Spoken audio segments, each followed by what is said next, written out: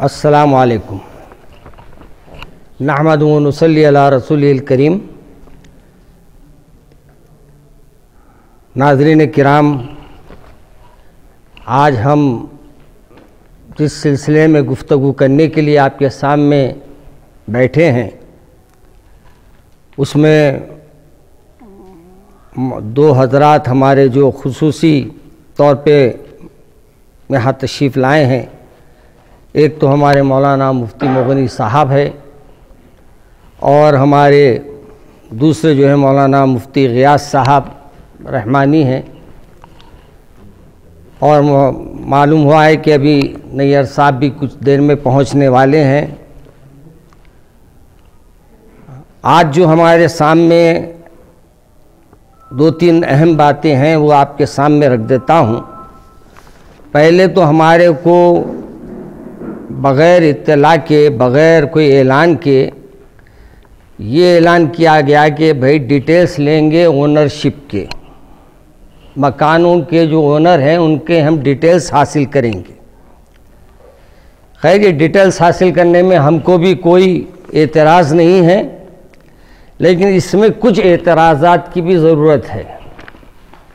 और ये हुकूमत किसी न किसी बहाने से, मुझे ऐसा महसूस होता है कि रियासती हुकूमत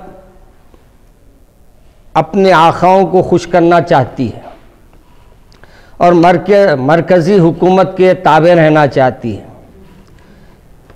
चुनांचे इसमें जो पेश किए गए हैं वो तो बहुत से कालम है, उसमें जो हमको एतराज़ात है, पहला एतराज़ हमारा ये है कि इसमें हमारे से हमको कास्ट पूछा जा रहा है। आपको क्या ज़रूरत पड़ी, आपको घर की जो कुछ आपको उसके बारे में मालूमात करना है वो पहले से ऑलरेडी रजिस्ट्रार ऑफिस में मौजूद है। मज़ीद आपको घर के बारे में तहक़ीक़ करने की ज़रूरत पहले पेश नहीं आना चाहिए। और फिर दूसरी बात यह है कि जब तेलंगाना बन रहा था तो सर्वे हुआ था, उस सर्वे में भी पूरे तेलंगाना के लोगों को शामिल किया गया था और तेलंगाना के लोगों का उसमें नाम लिखा गया था, बाज़ाब्ता नाम दर्ज हुआ था। अब यहाँ ये मज़ाहिब के नाम पर और ये कास्ट के नाम पर इसमें इजाफ़ा करना ये मानाक़ेज़ है।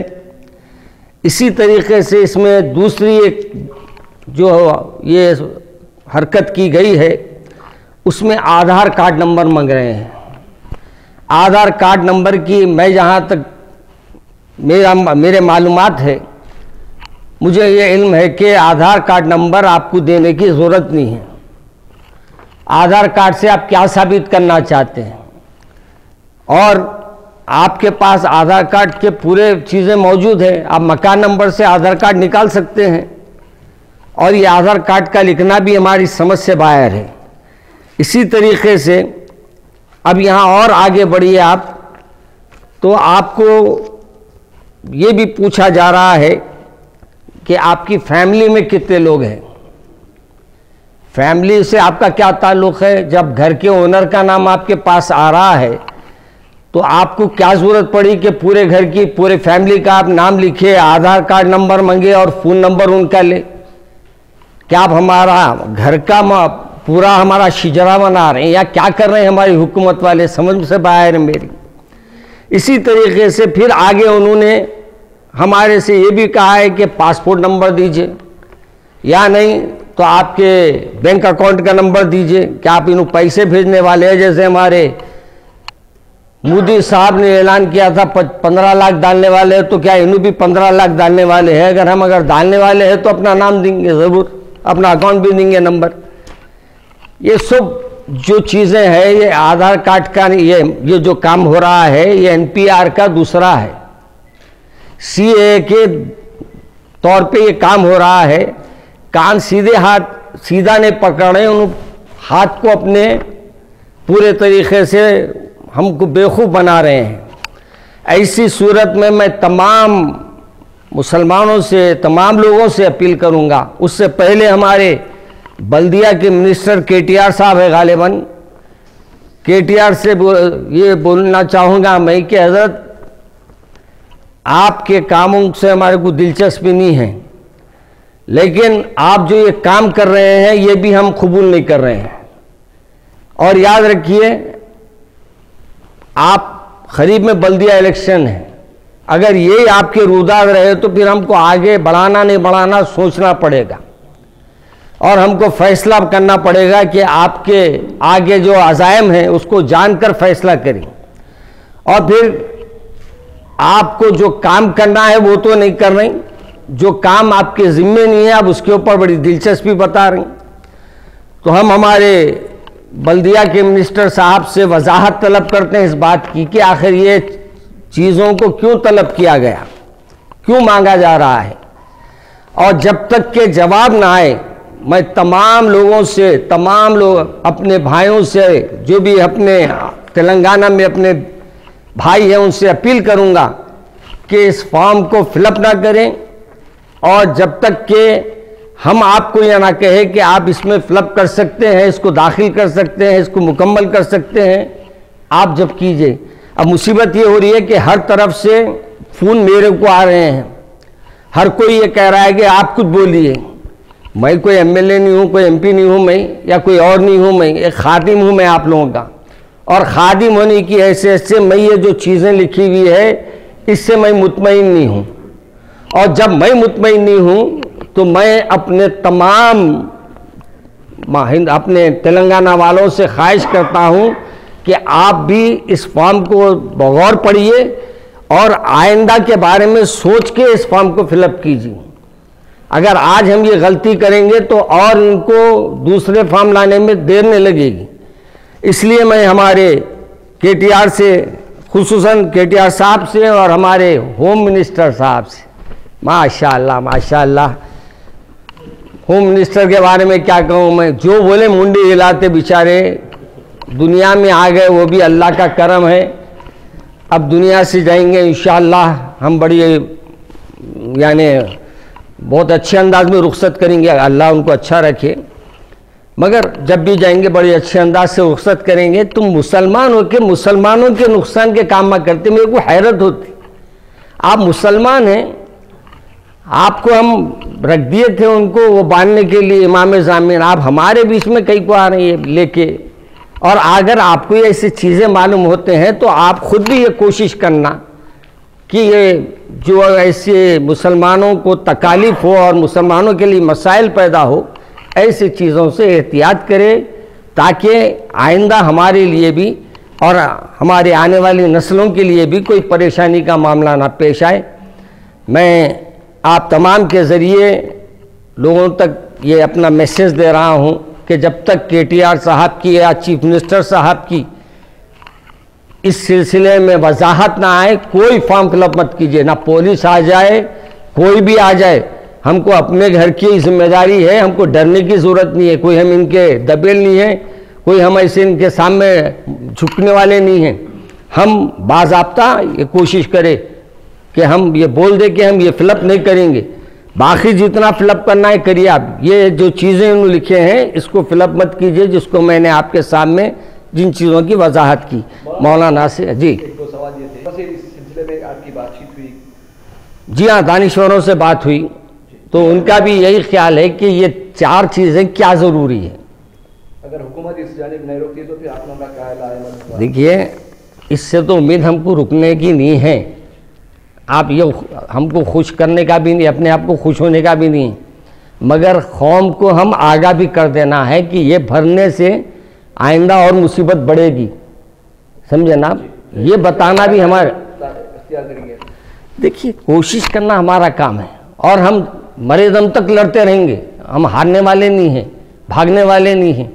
अब उन्होंने जो जो बोल रहे हैं हम उसका जवाब देंगे इंशाअल्लाह। जब जैसे जैसे सवालात आते जाएंगे वैसे वैसे जवाब भी देंगे, कोई मसला ही नहीं है उसमें। मौलाना नहमदुहु व नुसल्ली अला रसूलिहिल करीम, अम्मा बाद। जैसा कि हमारे मोहतरम जाफ़र पाशा साहब ने आज की इस कॉन्फ्रेंस और इजलास की वजह ज़ाहिर फरमाई कि आज हम इस मौजू पर इसलिए जमा हैं कि हमारी रियासत में एक सर्वे किया जा रहा है और उस सर्वे के ताल्लुक़ से बहुत से लोगों को तशवीश है। न सिर्फ मुसलमान बल्कि गैर मुसलमान तमाम अहलियान स्टेट को, इस रियासत में रहने वाले तमाम लोगों को तशवीश हो रही है कि आखिर ये सर्वे किस बुनियाद पर है, किस वजह से है और किस लिए ये सर्वे किया जा रहा है। इसलिए कि पहली बात तो ये है कि इस सर्वे की कोई ज़रूरत ही नहीं है। जिन लोगों के पास जायदाद है, मकानात हैं, उनकी पहले से रजिस्ट्री है और उनका इंदराज हुकूमत की रजिस्ट्रात में मौजूद है। जिन लोगों का के जायदादों का रजिस्ट्रेशन नहीं है, मकान और ज़मीन का रजिस्ट्रेशन नहीं है, उनके लिए रजिस्ट्री की ज़रूरत पेश आएगी।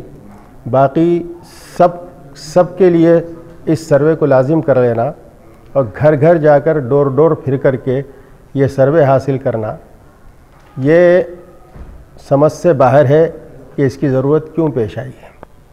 इसलिए इस वक्त उम्मत मुस्लिमा ही नहीं बल्कि तमाम बाशिंदगान रियासत तेलंगाना तशवीश में मुब्तला हैं और बाज़ जगह से इस सर्वे का बाइकाट किया जा रहा है, जिसकी इत्तलात भी हम लोगों को हो रही है। इस वक्त में जिन दफ़ात की निशानदही की गई है, मसलन उसमें आधार कार्ड का और उसके नंबर का इंदराज, फैमिली मेंबर्स की तफसीलात या इसी तरह मज़हब, कबीले और बिरादरी वग़ैरह वग़ैरह की वजाहत, ये बिल्कुल गैर ज़रूरी है। इस सर्वे में, इस फॉरम में इन चीज़ों का इंदराज हमें ये ज़ाहिर कर रहा है, बता रहा है कि ये CA, NPR, NRC की तरफ एक कदम है या उसकी एक दूसरी शक्ल है। अगर ये बात है तो हमारे लिए बड़ी तशवीश का बाइस है और इससे जो ख़तरात माजी में पेश आए थे और वही ख़तरात इस सर्वे की तकमील पर और इन तमाम दफ़ात के इंदराज पर पेश आ सकते हैं।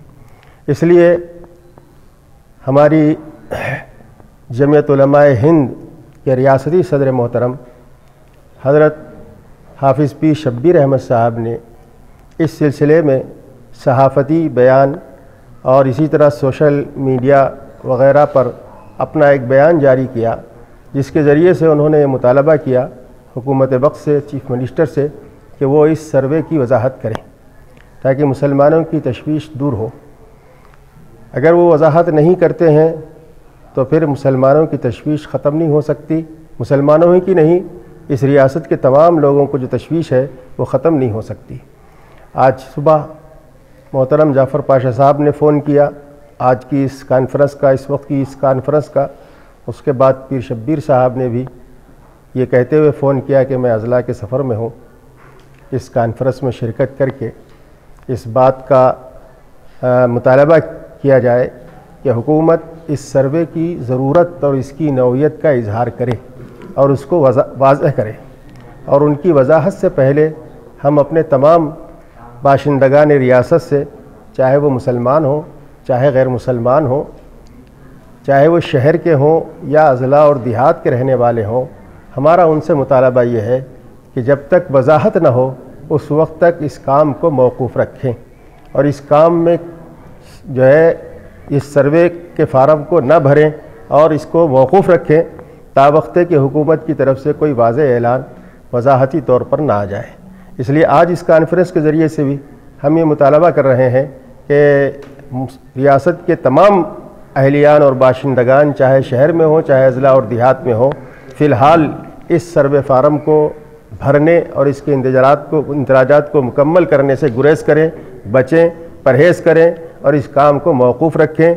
जो भी इस सिलसिले में आए उनसे पूरी तरह माज़रत कर लें। अगर इसकी वजाहत नहीं होती तो हम ये समझेंगे कि ये मोदी हुकूमत, बीजेपी हुकूमत का जो मंसूबा है NPR और NRC और CA के ज़रिए से, ये उसी की तरफ पेशकदमी है और उनके इस काम में मदद करना है।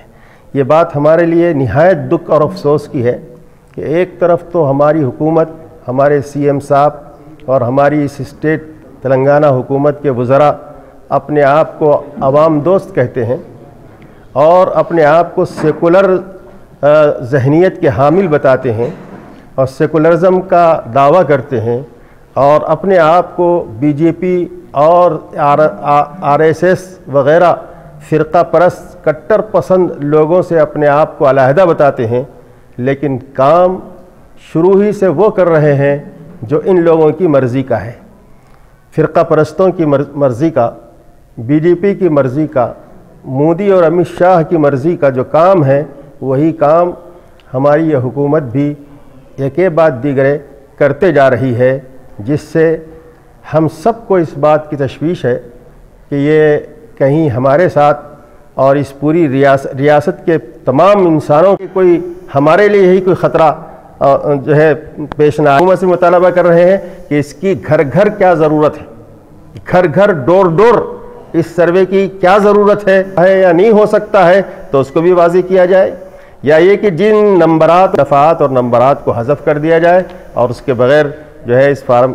बहरहाल हुकूमत से मुतालबा ये है कि इसकी ज़रूरत को अवाम पर इसकी नौइयत को अवाम पर ज़ाहिर करें और उसकी वजाहत है कि जब तक आपके ज़िम्मेदार कायदीन मुसलमान उलमा और उस वक्त तक इस काम को मौकूफ़ रखा जाए। इसी तरह दूसरे हज़रात से भी गुजारिश हम लें, अल्लाह ताला हम सब को हर किस्म के ज़र और नुकसान से महफूज व मामून रखे।